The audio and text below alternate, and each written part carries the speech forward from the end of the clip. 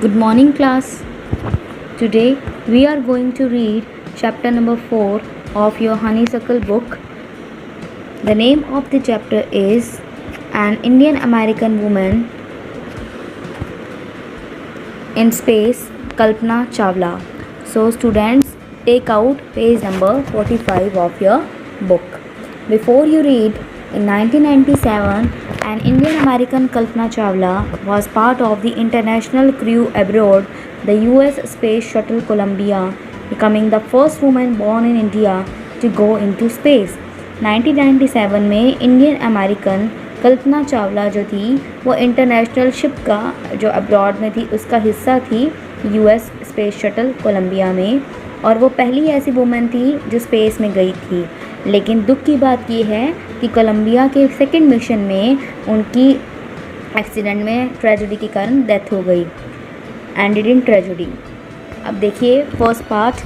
कल्पना चावला ने कहा था कि उसने कभी नहीं सोचा था कि as a child in Karnal में जन्म लेने के करनाल की बच्ची होते हुए that she would cross the frontiers of space, कि वो कभी भी जो स्पेस है उसके फ्रंटियर्स को क्रॉस करेंगी, वो कभी भी स्पेस की दुनिया से बाहर जाएंगी या स्पेस को कवर करेंगी।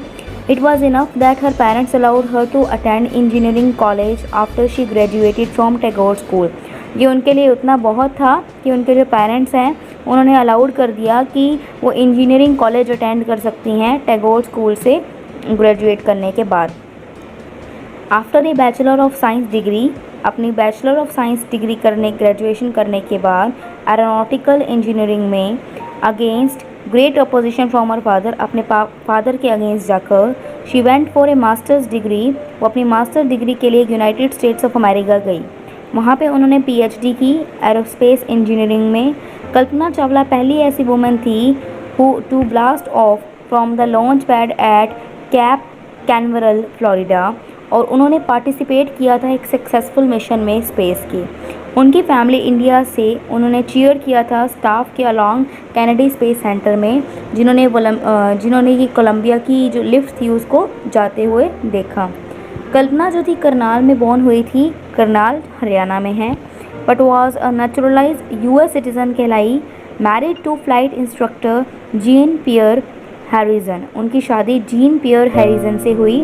बिसाइड्स बीइंग एन एस्ट्रोनॉट होने के बावजूद शी वॉज लाइसेंस्ड, उनके पास ये लाइसेंस था कि वो फ्लाई कर सकती हैं सिंगल या मल्टी इंजन लैंड एयरप्लेन्स। तो उनके पास ये लाइसेंस था कि वो ये जो मल्टी या फिर सिंगल जो इंजन लैंड एयरप्लेन्स हैं उनको फ्लाई कर सकते हैं।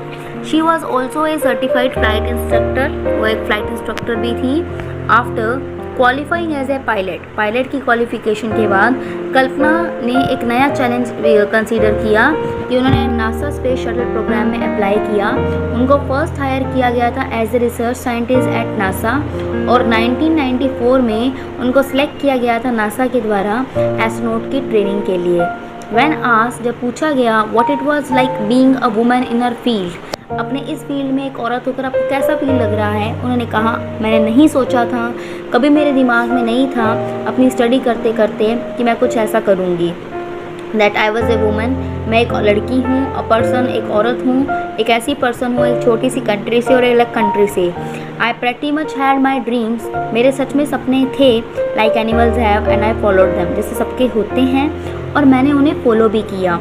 And people were who were around me, और लोग जो मेरे आसपास थे, फॉर्चुनेटली किस्मत से, ऑलवेज एनकरेज मी, हमेशा उन्होंने मेरी हिम्मत बढ़ाई, मुझे साहस दिया। एंड सेट, और कहा if that's what you want to do carry on, अगर यही चीज़ वो है जो तुम चाहती हो करना तो तुम करती रहो। Kalpana first space mission in the space shuttle Columbia जो था वो 15 डेज़ का था, 16 आवर 34 मीटर लंबा। ड्यूरिंग दिस टाइम उन्होंने अर्थ का 252 टाइम चक्कर लगाया, 10.45 मिलियन किलोमीटर्स की ट्रैवलिंग की। जो क्रू था इंक्लूड उसमें थे जापानीज़ और एक यूक्रेनियन एस्ट्रोनॉट भी इंक्लूड था। क्रू ने बहुत सारे एक्सपेरिमेंट्स परफॉर्म किए, जैसे पोलिनेटिंग प्लांट्स, ऑब्जर्व करना प्लांट्स की ग्रोथ कैसी है स्पेस में, टेस्ट करना स्ट्रॉन्गर मेटल्स के लिए या फिर फास्टर कंप्यूटर चिप्स के लिए, जिनका जो प्राइस टैग था वो $56 मिलियन से ऊपर था। उसके बाद सैटरडे नाइट में जब जो कोलंबिया की न्यूज़ आई कि कोलंबिया में एक ट्रेजेडी हो गई है, एक डिज़ास्टर हो गया है, तो सबको एकदम से शॉक हुआ, सबको बहुत ज़्यादा दुख हुआ, हैरानी हुई और डिसबिलीफ, विश्वास ही नहीं हो रहा था।